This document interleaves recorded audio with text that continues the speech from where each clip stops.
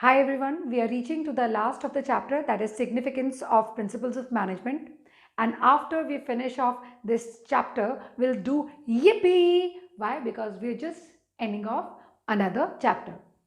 Now, what exactly do we understand by significance of principles of management? Significance means essential, importance, or the need for principles of management. We have 7 points and I'm covering the first point. The first significance says that the principles of management provide managers with insight into reality. Real life situation आपके पास है, उन real life situation में जब आप principles of management apply करते हो तो आपको काम करना आसान हो जाता है। एक बहुत सिंपल सी बात बताती हूँ। एक है मैनेजमेंट बाय एक्सेप्शन। यहाँ मैंने एग्जाम्पल में लिखा हुआ है यहाँ पर मैनेजमेंट बाय एक्सेप्शन। इसका मतलब क्या है? मैनेजमेंट बाय एक्सेप्शन का मतलब होता है कि manager should concentrate on important matters and late unimportant matters be dealt by the subordinate. क्योंकि अगर मैं सारा काम खुद करूंगी, इंपॉर्टेंट, अनइम्पॉर्टेंट, जनरल, कैसा भी, जो मेरे कैटेगरी का है और जो मेरी कैटेगरी का नहीं है, मैं सारा काम अपने हाथ पे ले लेती हूँ, अल्टीमेटली एक टाइम आएगा आई विल गेट टायर्ड। कौन सी स्टडी करी थी हमने? Fatigue study. I will get tired. Once I get tired, I will not be able to work with the fuller stamina, so work will not be done efficiently. और दूसरी चीज़ ये, सारा काम मैं खुद कर रही हूँ तो मैंने वर्कर्स किस लिए रखे हैं? तीसरी चीज़, सारा काम मैं खुद कर रही हूँ तो बाकी लोग जो मेरे लिए काम कर रहे हैं वो काम क्या करेंगे अगर सारी डिसीजन मेरी है, डिसीजन मेकिंग मेरी है? So it's very important that principles should be used by the managers as an insight into real situations. ये तीसरी बार मैं आपको एग्जाम्पल दे रही हूँ कि रॉबिन शर्मा ने 14 प्रिंसिपल्स ऑफ मैनेजमेंट पे एक किताब लिखी है, the monk who sold his Ferrari. ऐसे ही बहुत सारे प्रिंसिपल्स उन्होंने अलग अलग किताबों में इस्तेमाल किए हैं। मैं बार बार उनका नाम क्यों ले रही हूँ? क्योंकि उनकी बुक जो है बहुत सिंपल इंग्लिश लैंग्वेज में है और आप उससे रिलेट कर सकते हो, और आप एक्चुअली में अगर आप उसको पढ़ें तो आप प्रिंसिपल्स ऑफ मैनेजमेंट फाइंड कर सकते हैं। तो आपकी रियल लाइफ में काम डिवाइड सब डिवाइड होता है या नहीं होता? होता है। मॉम अलग काम करती है, if she is a home maker, she look after the house. Dad बाहर का काम करते हैं, वर्क डिवाइड सब डिवाइडेड है। आपके स्कूल में वर्क डिवाइड सब डिवाइड होता है। So these are real life situation. Authority, responsibility, real life situation. Discipline, आप डिसोबीडियंस दिखा के देखो अपने स्कूल में, इमीडिएटली आपको कार्ड इशू हो जाएगा और ये आपको सस्पेंड कर दिया जाएगा। So there are these principle are actually insight into real situation. So will start with the first significance, providing managers with the insight into reality. Like I've already explained to you, I'm explaining the meaning out here. Principles of management provides managers with useful insight into real situations. They add to the knowledge. अब कैसे real situations में हमारे को काम कराते हैं? हमारी knowledge, ability, understanding, ठीक है, उनको बढ़ाते हैं। Enable managers to learn from past mistake, ताकि आप वो गलतियां दोबारा ना करें। Managers become more responsible. वो रिस्पॉन्सिबल क्यों हो जाते हैं? बिकॉज एक बार ही गलती करके पता है कि इसका सोल्यूशन हमारे पास है, गाइडलाइंस है हमारे पास, तो फिर हमसे वो गलती क्यों हो दोबारा? Right. Example, management by exception, जैसे मैंने आपको बताया that manager should concentrate on important matters and let the unimportant matters be dealt by subordinate. Benefit helps to save time by solving recurring problems. Recurring मतलब क्या होता है? इसका मतलब होता है जो रिपीट होती है या रेपिटेटिव होती है। And it increases efficiency of workers. Why? Because once you have a general guideline and you follow it, that means you're being efficient enough to understand how things are to be done. You will not commit same kind of mistakes every time or the next time. Optimum utilization of resources. Resources कैसे use होने चाहिए? Optimum to the maximum. Why? Because हमें wastage और cost of production दोनों कम करनी है। Optimum utilisation of resources के लिए प्रिंसिपल्स ऑफ मैनेजमेंट क्या करते हैं? They are like guidelines, so you don't waste your resources. कैसे आए? किसी भी प्रिंसिपल पे आप आ जाइए। आप अगर बात करते हैं रेम्यूनरेशन टू पर्सनल, आप बात करते हैं इक्विटी की, आप बात करते हैं स्टेबिलिटी ऑफ टेन्योर की, आप बात करते हैं subordination of individual interest to general interest of the organisation की, आप बात करते हैं फंक्शनल फोरमैनशिप की, आपको किस प्रिंसिपल में नजर आ रहा है कि रिसोर्सेज वेस्ट हो रहे हैं? किसी भी प्रिंसिपल में रिसोर्सेज वेस्ट नहीं होते। मैंने आपको एग्जांपल दिए थे, जब हम डिवाइड करते हैं काम को और हम उसको रेपिटेटिवली करते हैं, लोग स्पेशलिस्ट बन जाते हैं, एक्सपर्टीज आ जाती है, तो they don't waste the resources. किसी भी प्रिंसिपल को ले लो, you take for that example any principle, you talk about initiative, when people are taking initiative and they are giving suggestion to the organization, what is their intention? The intention is to save the cost of the organization, work for the benefit of the organization, so we are not wasting the resources. Resources are to be used to optimum. Optimum मतलब maximum, so that they can give benefit by reducing cost of production, increasing production. Principles of management create cause and effect relationship.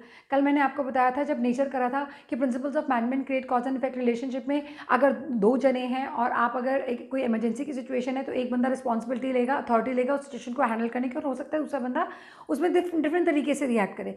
तो हर एक principle का एक cause है, एक effect है, cross functional functions हैं उसमें भी कॉज एंड इफेक्ट रिलेशनशिप है। तो हर एक प्रिंसिपल का एक पॉजिटिव नेगेटिव एस्पेक्ट है। Helps to in taking quick decisions, quick decision making में हेल्प करता है, एक्शंस में हेल्प करता है। प्रिंसिपल्स की डेफिनेशन है leaves less scope for trial and error. हम ट्रायल एंड एरर नहीं करते कि अच्छा ओके ये काम हो गया तो हो गया, ठीक है अगली बार ऐसे देखेंगे, अगर हो जाएगा तो ठीक है नहीं तो कुछ और कर लेंगे। नहीं, we become specific in our approach. We know it is science not rule of thumb. Approach कैसी होनी चाहिए? Scientific, not traditional method of rule of thumb. हमें पता है ये बात। So example science not rule of thumb ये आ गया यहाँ पर। And this is what we mean by optimum utilisation of resources, because this is scientific management which talks about decreasing the cost of production as well as decreasing the wastage. Okay, so effective administration is part of optimum utilization of resources only. Effective administration का मतलब क्या कि आपने जो है काम करना है ऐसे जैसे efficiently and effectively. Efficiently and effectively का मतलब क्या कि आप काम टाइम पे ख़त्म करेंगे एज वेल एज कम रिसोर्सेज यूज़ करके, कम कॉस्ट में ज़्यादा प्रोडक्शन, ज़्यादा सेल, ज़्यादा प्रॉफिट करके। क्या मतलब है इसका? वो कहते हैं कि मैनेजर्स को अपनी डिस्क्रिशन यूज़ करनी चाहिए ताकि डिसीजन मेकिंग क्विक हो। आप इसमें किसके बेनिफिट के लिए काम करेंगे? ऑर्गेनाइजेशन के बेनिफिट के लिए। कैसे? ये necessitates personalisation of managerial conduct, ठीक है। और क्या कहते हैं? Helps managers to use his power as per his discretion. तो वो अपनी डिस्क्रिशन मतलब अपने हिसाब से अपनी पावर को इस्तेमाल करता है। क्यों?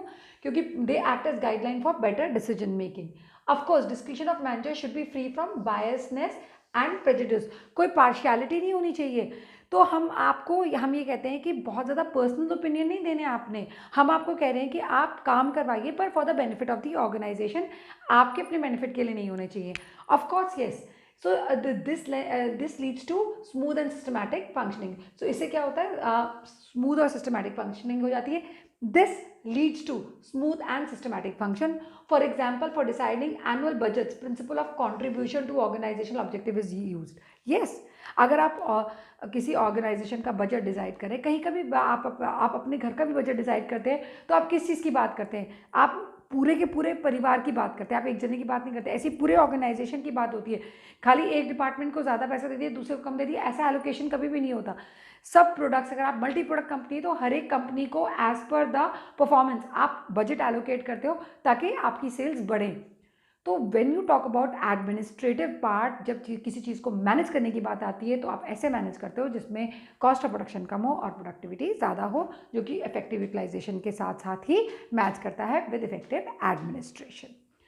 नेक्स्ट आते हैं साइंटिफिक डिसीजन। साइंटिफिक डिसीजन मतलब डिसीजन कैसे नहीं होने चाहिए?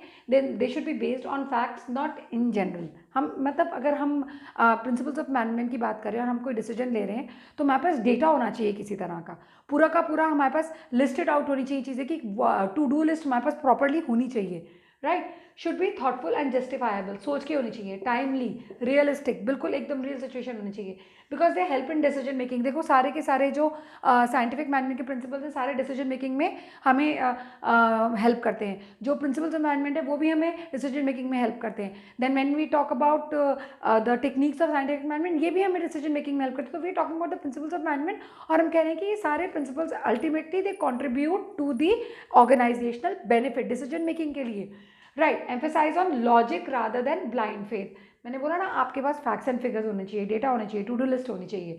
Of course decision should be free from biasness based on objective with assessment and situations. मैंने वही बोला आपको डेटा के साथ। एग्जाम्पल स्टैंडर्डाइजेशन एंड सिंप्लीफिकेशन, हमने ये टेक्निक ऑलरेडी की है।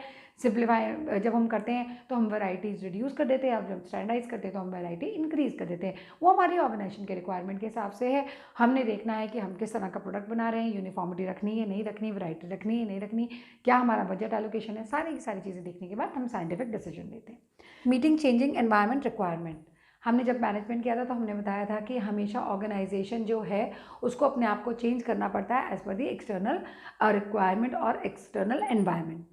अब ऐसे ही प्रिंसिपल्स ऑफ मैनेजमेंट देखो, अगर हम बात करें अथॉरिटी रिस्पॉन्सिबिलिटी की, तो पहले अथॉरिटी रिस्पॉन्सिबिलिटी का मतलब होता है कि एम्पावरिंग मैनेजर्स ओनली, सिर्फ मैनेजर्स के पास पावर होनी चाहिए। अब क्या है कि now authorities responsibility use as empowering the employees. Can you believe the vast difference? हमने अपने आप को किसके हिसाब से चेंज करा? As per the changing requirement of the environment. तभी तो पहले जो ओनर्स थे वो डिफरेंट तरह, फैक्ट्री ओनर्स थे वो डिफरेंट तरह से बिहेव करते थे। अब वो हमारे साथ क्या करते हैं? कोऑपरेट करते हैं, कोऑर्डिनेट करते हैं। क्यों? क्योंकि हम भी एम्पावर्ड है। जितनी आप हमें रिस्पॉन्सिबिलिटी देते हो उतनी अथॉरिटी दो, तो हमारे काम की परफॉर्मेंस क्या होती है? बेटर होती है। All right, principles are general guidelines. बहुत बारी पता है हमें, they are general guidelines, but these can be modified. हम इनको आसानी से मॉडिफाई कर सकते हैं। ऑफकोर्स हमने चेंज करा है। They help managers to meet changing requirement of the environment. मैंने अभी आपको बताया management principles. Now what happens is, management principles क्या करते हैं? Basically they train the managers कि आपने कोई प्रिंसिपल एज गाइडलाइन है ना, तो उसको कैसे इस्तेमाल करना है। तो ये सेम चीज़ है, management principles train the managers to adapt to the changes in the technology in right direction. अब जैसे फॉर एग्जाम्पल, अच्छा ये तो मैं भूल ही गई, division of work. Division of work का मतलब क्या होता है? काम को डिवाइड सब डिवाइड करना। हमने इसको कैसे ले लिया है? इंटरनेशनल लेवल पे ले लिया है। आपको पता है कि आपकी आउटसोर्सिंग डिवीजन ऑफ वर्क का बहुत बड़ा एग्जाम्पल है। यहाँ पर जितनी भी कंपनीज हैं, अगर बाहर की कंपनी देखो, नाइकी जो है वो क्या करती है? इंडिया में क्या कहते हैं, शूज़ बनाने के लिए, टी शर्ट्स बनाने के लिए देती है। कंपनी यूएसए की है, इंडिया में क्या हो रहा है? शूज़ बन रहे हैं, टी शर्ट्स बन रही हैं, उन्होंने आउटसोर्स किया हुआ है। क्यों? यहाँ पर लेबर चीप है, राइट? और उसके साथ साथ रिसोर्सेज अवेलेबल है। काम को डिवाइड सब डिवाइड कर दिया, तो प्रोडक्शन का काम किसका है? इंडिया का। लेबल करने का काम किसी और का। बेचने का काम किसका? ऑल ओवर वर्ल्ड है, लेकिन मेजर अंडर नाइकी ब्रांड। ऐसी बहुत सारी कंपनीज हैं जो क्या करती है? इंडिया से स्कार्फ्स बनवाती हैं। तुम्हारे जितने भी ये बड़े बड़े ब्रांड के स्कार्फ्स हैं, कोच के और रैल्फ एंड लॉरेन के, सारे इंडिया में बनते हैं। इंडिया क्या, लुधियाना में बनते हैं। और उनकी जो उसके ऊपर जो उसके टैग्स लगते हैं ना, जो कंपनी टैग्स लगते हैं, वो लगते हैं इटली में, और बिकते कहाँ हैं? All over world. इमेजिन करो, डिवीजन ऑफ वर्क, आउटसोर्सिंग कितनी ग्रैंड लेवल पे हो रही है। सो हम उसको पहले सिर्फ अपनी कंपनी में डिवाइड सब डिवाइड वर्क करते थे, अब कंपनीज ने क्या कर दिया? इंटरनेशनल लेवल पर डिवाइड सब डिवाइड कर दिया। तो चेंजिंग रिक्वायरमेंट है, right? The next significance is social responsibility. What do we mean by social responsibility? Social responsibility means having social obligation for the benefit of society. Now very simple how principles of management contribute towards it. Let's take example of principle of equity. Principle of equity way back used to mean equal wages for all the people. अभी भी हम कहते हैं कि बराबर होना चाहिए सबका ट्रीटमेंट, लेकिन आज इक्विटी का और एक नया मायने है प्रेजेंट सिनेरियो के हिसाब से। वो मायने क्या है कि वो कहते हैं अपने कस्टमर को वैल्यू करो और एनवायरनमेंट का भी ध्यान रखो, तभी तो इको फ्रेंडली प्रोडक्ट्स बनते हैं। तभी हम क्या करते हैं? We are talking about that bad and smoky chimneys should be avoided. So we are talking more in terms of environment.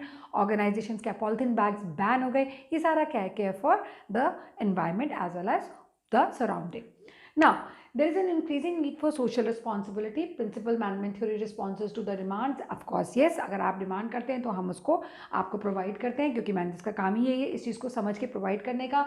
Interpretation of principle of management gives different meaning with change in time. Like I gave the example of equity, it laid emphasis on equal wages for all. But today what does it apply? आज की date में इसका क्या significance है कि it talks about value to customer and care for the environment. So interest of all people should be kept in mind when you're working in the organization, keeping the principles of management in mind also. Right. Next point is management training, education and research. Principles of management क्या है? core है, जान है किस चीज़ की? Management की। आप आज प्रिंसिपल्स ऑफ मैनेजमेंट पढ़ रहे हैं 12th में, आप ये ग्रेजुएशन में भी पढ़ेंगे, पोस्ट ग्रेजुएशन में भी पढ़ेंगे। अब मैनेजमेंट क्या एक डिसिप्लिन है या नहीं है? ये बात हमें कैसे पता लगती है? जब हमने मैनेजमेंट एज प्रोफेशन पढ़ा था तो हमने बताया था कि yes, management is going towards being a discipline. अब अगर हम इसको डिसिप्लिन में पढ़ रहे हैं, अगर ये डिसिप्लिन बनने जा रहा है, तो हमने क्या किया है? हमने इसको किसी इंस्टीट्यूट से पढ़ा है, मैनेजमेंट इंस्टीट्यूट से। उस इंस्टीट्यूट में हमारी एंट्री कैसे हुई है? किसी एप्टीट्यूड टेस्ट के थ्रू। वो एप्टीट्यूड टेस्ट कहाँ से बने? क्योंकि किसी ने वो सब चीज़ों पे रिसर्च किया, उस पर एक्चुअली खोज करी और एप्टीट्यूड टेस्ट बनाया कि हम ऐसे लोगों को बैचेस बनाने के लिए अलाउ करेंगे। तो ये वो जो रिसर्च हुई थी और जो एप्टीट्यूड टेस्ट बना था वो कहाँ से बना, कुछ लोगों ने गलती करी, उसकी केस स्टडीज़ बनी, उस केस स्टडीज़ के ऊपर बेस होकर आगे के आगे आपके नए नए तरह के एप्टीट्यूड टेस्ट बने, जिससे मैनेजमेंट थिंकर्स ने क्या बनाया, बेस बनाया कि इस बेसिस पे आप लोगों को ट्रेन किया जाएगा, क्योंकि कोई रिसर्च वर्क हुई हुई है, डिफरेंट लोगों ने डिफरेंट थियरीज निकाली हुई है, तो लोग अपने जर्नल्स भी निकालते हैं और नई नई थियरीज भी डेवलप करते हैं। मैनेजमेंट क्या है, एक्चुअली बेसिस है for training, education and research. आते हैं, so management are core or management principles of management are core of management theory. These are used as basis for management training, education and research. पक्की बात है, क्योंकि जो पुरानी चीज़ है उसको हम नए तरीके से अगर काम करने की कोशिश करेंगे तो कंपैरेटिव रिसर्च करना ज़रूरी है। Entrance to management institution is preceded by management aptitude test, मैंने अभी आपको बताया। This test could have not been developed without understanding of management principles, अगर प्रिंसिपल्स ही ना होते, कोई लोग गलती ना करते आगे, या कुछ लोगों पे हम ये एक्सपेरिमेंट करते ही ना प्रिंसिपल्स की, तो हमारे पास कुछ भी बेसिस नहीं होता कि हम आगे लोगों को गाइड करें कि काम कैसे करना है। तो ट्रेन कैसे करते, तो ट्रेनिंग देने के लिए क्या है, मैनेजमेंट प्रिंसिपल्स होना बहुत इसेंशियल है। Principles of management provide ground work, base provide करते हैं, रफ वर्क प्रोवाइड करते हैं। आपको सारा का सारा, आप अपना कोई भी ऑर्गेनाइजेशन का काम है तो वो आप किस पे शुरू करते हो, आपका पर्पस क्या है ऑर्गेनाइजेशन का, जी प्रॉफिट कमाना। प्रॉफिट कहाँ से आया, मैनेजमेंट से आया। प्रॉफिट कहाँ से आया, आप बात करो, मैनेजमेंट से आया, तो मैनेजमेंट में प्रॉफिट कैसे कमाओगे, जी हम ये प्रिंसिपल्स यूज़ करेंगे तभी तो कमा पाएंगे। Subordination of individual interest to general interest of the organisation क्यों चाहिए, क्योंकि ऑर्गेनाइजेशन गोल्स अचीव करने हैं भाई। इक्विटी क्यों चाहिए, क्योंकि हम कोई डिस्क्रिमिनेशन नहीं करना चाहते। रेमुनेशन क्यों चाहिए, लोगों को अच्छी सैलरी देंगे, मोटिवेटेड रहेंगे, काम करेंगे हमारे लिए भाई। So everything is required, right. क्या है, the ground for development of management as a discipline, example JIT and kanban. Okay yes, ये just in time, I have already given example, McDonald's use करती है कैनमैन, कैनजे, then operation research, process chart, this has already been discussed in this chapter with different types of techniques. That means what, technique से लेकर scientific management की, principle से लेकर scientific management के principles of 14 principles of all, सब के सब training के लिए एक बेस प्रोवाइड करते हैं। Yippee! So we are over with our second chapter. I hope you had a good learning time. Enjoy it. Take care. Very soon we'll start with the next chapter, that is chapter 3, business environment. Till then, bye bye, adieu. Have a good time.